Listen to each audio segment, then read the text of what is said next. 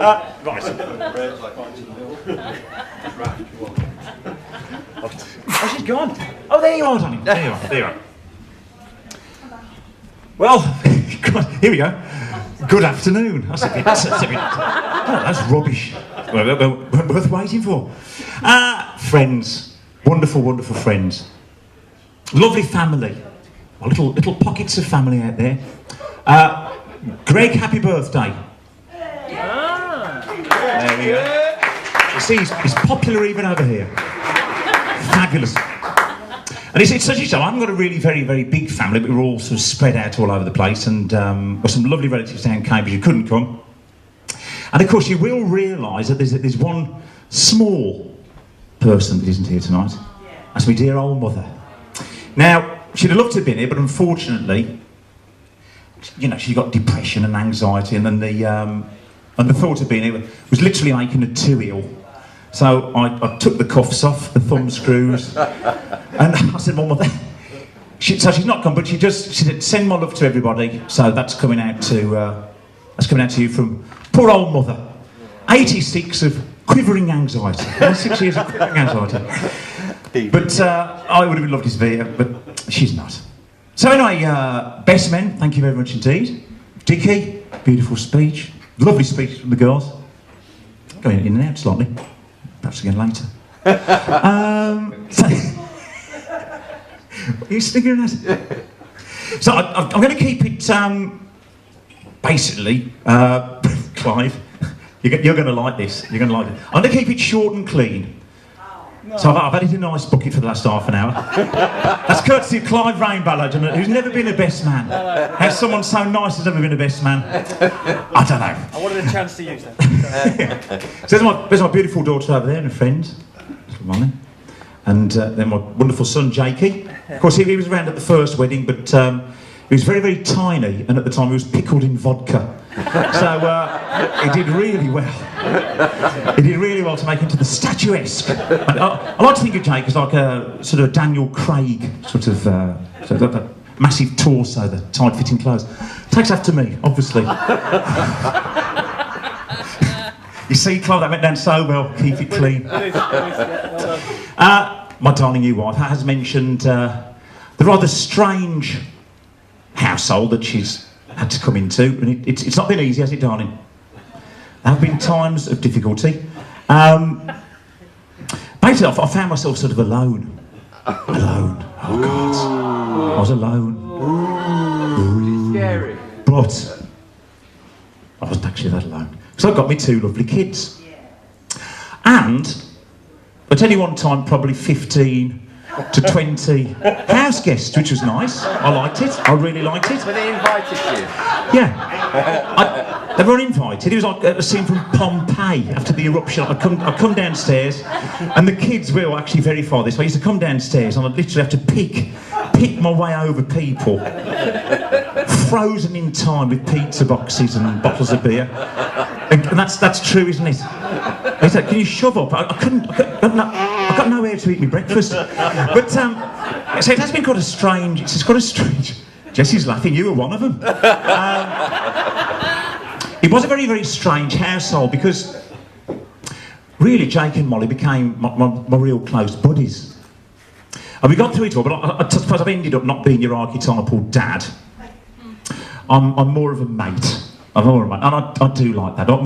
My bedroom turned into it was more a storeroom. My only comfort at night when I used to go to sleep, I used to rest my hand on my neighbour's daughter's beetle bonnet for comfort. Which I used to keep on the bed next to me because I'd been restoring the car and I got nowhere else to put it. So I didn't think that was that funny. Beetle bonnet. Those bloody musicians know what I'm talking about. So I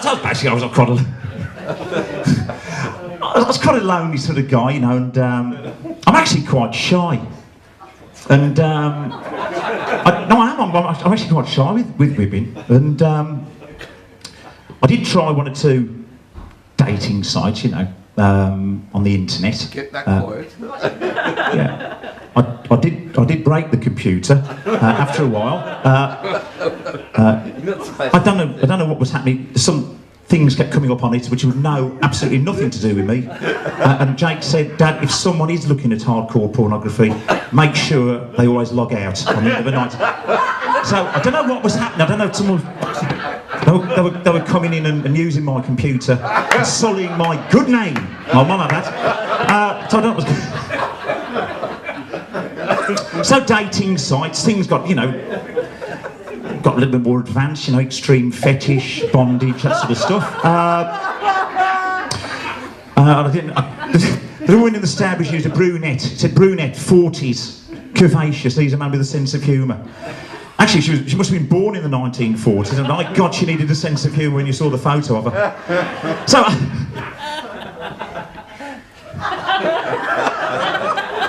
we've had hardly any rows, haven't we? We had our first row about 20 yards after we pulled off from the registry office because I'm afraid where's Anne gone? They've gone. Oh, without the sat-nav. I forgot to put the sat-nav thing in. Luckily, Michael is a man of God, and I'm sure there'll be a shaft of light that he can follow. So I'm sorry about that, Donnie. Anyway, you've sort of gone through the way you wrote in your wonderful poem. Now, Alex is a great. She could be the new Pam Ayres. She rustled that up, didn't you, outside when you were doing your physical jerks? Just doing those odd ounce or two, just getting that lovely dress.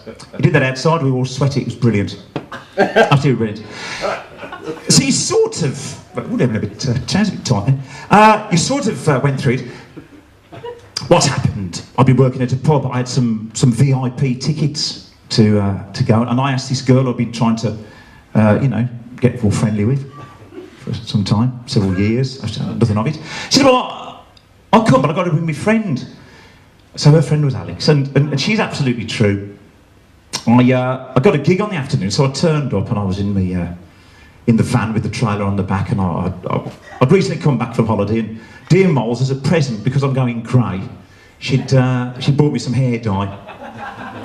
We didn't really look at the instructions in the strictest sense. So she put it in and left it in, and my hair went black. So I got black hair, grey sideburns, grey stubble. Actually, to be honest, I don't know who pedantic when my flies were. It was gaffer tape, not pins. Sorry, it was gaffer tape. It was gaffer tape, not pins. Gaffer tape doesn't rhyme with eyes. It doesn't. Oh, I see. That's why I did it. Yeah. And I remember walking down. I could see this other girl, and. I saw Alex standing next to her. So I instantly lost interest in the other girl. You know, months of wooing straight down the pan. And two things struck me about Alex. Two magnificent features. Her eyes, both beautiful, beautiful. Girl power, smutty. I remember I was walking into the window. I've got a very, very high forehead, as my kids would love to tell you about. So I thought, God, she's lovely. So I got to look at, my hair was like a Brillo pad on the front. It was flopping about in the breeze. So I was trying to hold that with one hand and hold my file with the other. And so I'd have some integrity. But it was, for the first time, it was love at first sight. And we looked at each other, didn't we? We did a double take. And it was one of the defining moments in my life. And we had a strange time together, didn't we? The girl who I'd initially asked out fell down the stairs, made a bit of a fool of herself, and it all went terribly wrong for her. It was a shame. It was a shame. I didn't even bother to pick her up, I'd lost interest. And,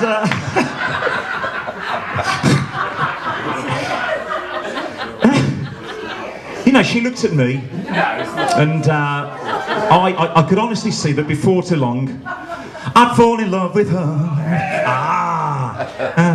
And anyway, so we went out to this place in Birmingham called the Actress and Bishop on the night, and she disappeared. I couldn't find her. I said to this bloke, I said, excuse me, mate, do you happen to see the most beautiful girl in the world?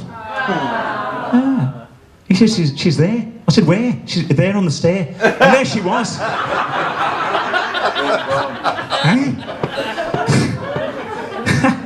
Well, anyway, we fed like... we fell headline for each other, and I became even less efficient than normal. That's the trouble, you know, when you're in love with a beautiful woman, it's hard. to concentrate. Sorry, to concentrate. Oh dear. So we've lived together. We fell in love. We moved. Alex moved in, and we've lived together. And I met a lovely family, John and Jean, and all the lovely cousins and everything. It's been a lovely family to be involved with. We've had some great holidays. We enjoy cuddling up and watching TV, don't we?